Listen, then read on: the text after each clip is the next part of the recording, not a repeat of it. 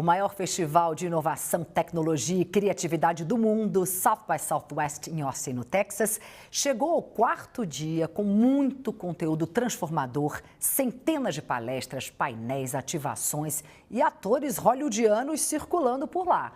Como você sabe, o jornal Times Brasil está fazendo uma cobertura super especial desse mega evento. E hoje a minha conversa é com a Gláucia Guarcello, que é diretora-geral da Singularity University aqui no Brasil, um hub de inovação e educação da América Latina, voltado para executivos que atuam no Vale do Silício. Então vamos direto para Austin, no Texas. Olha só, minha amiga, boa tarde para você. Aí são 2 horas a menos, né? São 6h30. Dá para dar boa noite já? Às 6? Acho que não. Vamos dar boa tarde para você. É um prazer falar com você. O festival está no quarto dia. Eu sei bem que para quem está aí, porque eu estive nos últimos anos, o quarto dia parece o 12º, de tanto que a gente consome conteúdo, participa de palestra, de painel, de festas, por que não dizer? Teve a festa de vocês ontem. Mas o que eu quero saber é o seguinte, o que tem sido falado nas palestras sobre tendências e futuros que você destaca para a gente? Primeiramente, muito obrigada pela oportunidade de estar aqui, Cris. O South by Southwest, como você diz, é uma maratona, a gente fica entre diversos conteúdos, ativações, palestras o tempo inteiro. E quando a gente vai falar de futuro, eu acho que tem alguns futuristas que passaram por aqui, que eles são muito marcantes. Uma dessas futuristas é a Amy Webb. A palestra dela é uma das mais concorridas de todo o festival. E na sua palestra, ela reforçou o que ela chama de superciclo tecnológico, que é a convergência de sensorização, ou internet das coisas, com inteligência artificial, com biotecnologia. E essa é uma tendência que a gente vê em outros futuristas também sendo muito comentada. A junção da biotecnologia com a inteligência artificial na criação de futuros diferentes, né? A gente hoje está falando de projetar matéria, de construir matéria em laboratório, de gerar metamateriais, que são materiais que não existiam na natureza e que, graças à edição genética e produção de computação, a gente consegue desenvolver. Trouxeram aqui, por exemplo, o tijolo, que ele fazia filtragem de água, ao mesmo tempo que ele é um tijolo, utilizando propriedades de bactérias dentro desse tijolo.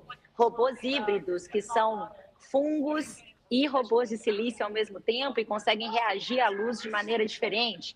Então, a gente vê um grande direcionamento, eu diria, do tema de biotecnologia com uma importância muito maior do que tinha no ano anterior, por exemplo, que foi um ano dominado pela inteligência artificial.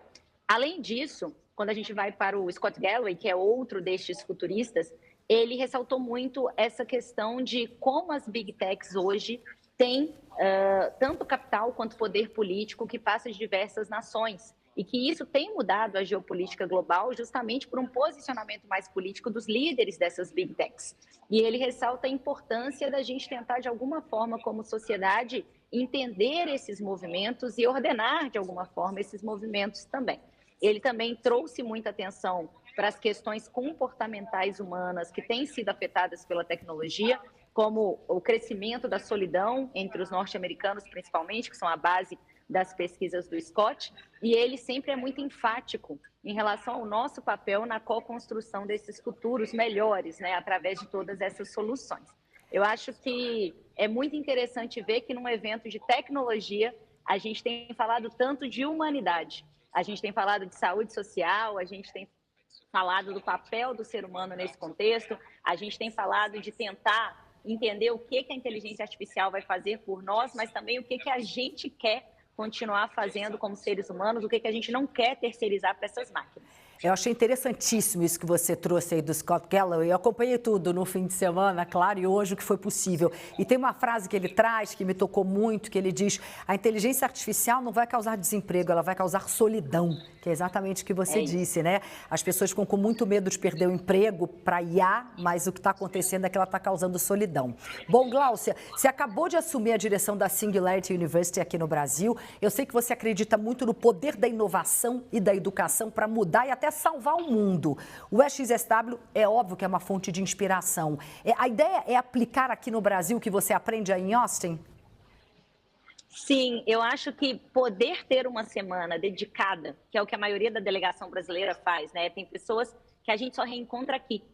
e que a gente vê que é um momento que todo mundo para pensar futuro, para conversar futuro, para co-criar futuro. E eu acho que o papel da Singularity como uma escola de tecnologia e de negócios é justamente tentar entender o que tem acontecido em relação à tecnologia, ciência e inovação no mundo e como isso pode ser traduzido e adequado para o nosso cenário no Brasil.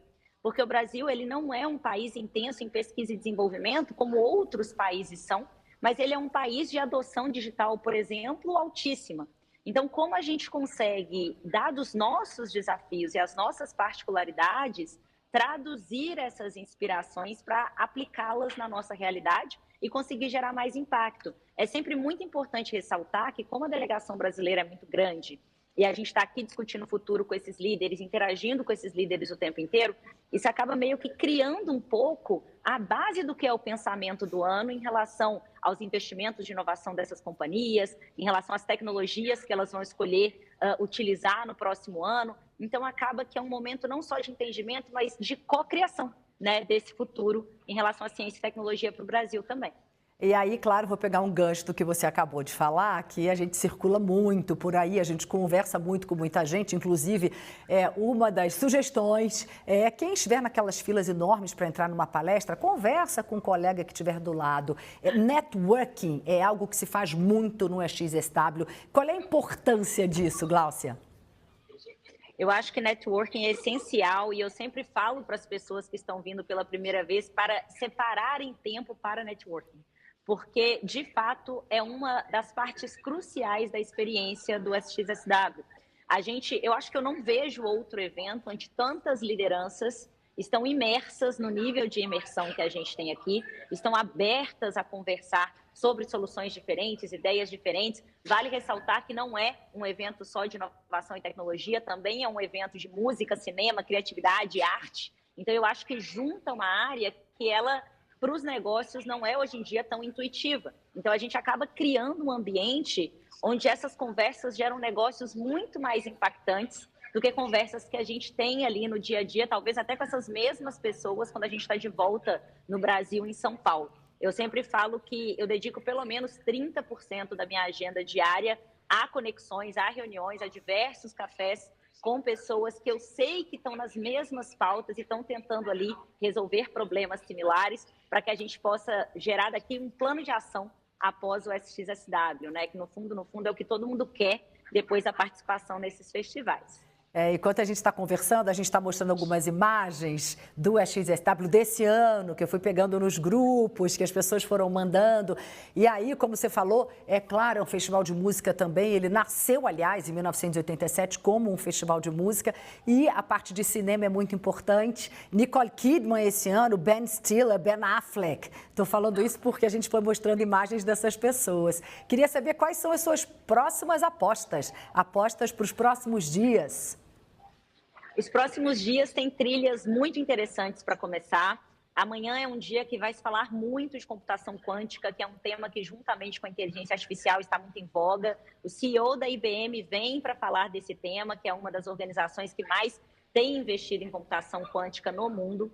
A gente tem Michelle Obama no dia 13, passando por aqui também, que está sendo super aguardada por todo mundo. Uma mulher brilhante, que é sempre, né, ali disputadíssima para ser escutada. E a gente tem também as trilhas de mobilidade, né, e robótica que vão se intensificar a partir de amanhã também. Então, tem muita tecnologia nova para discutir, além da inteligência artificial e da biotecnologia, que foram aí temas super importantes esse ano. E eu acho que a gente pode aguardar por muitas novidades incríveis por vir aí. Gláucia, é um prazer enorme conversar com você. Muito obrigada. Aproveite muito. Eu tenho certeza que muita gente deve ter trocado a passagem para assistir Michelle Obama, porque eles anunciaram aos 45 do segundo tempo, né? No finalzinho, eles sempre fazem isso. Mas se você estiver por aí, aproveite muito. Beijo para você. Obrigada. Eu que agradeço. Obrigada.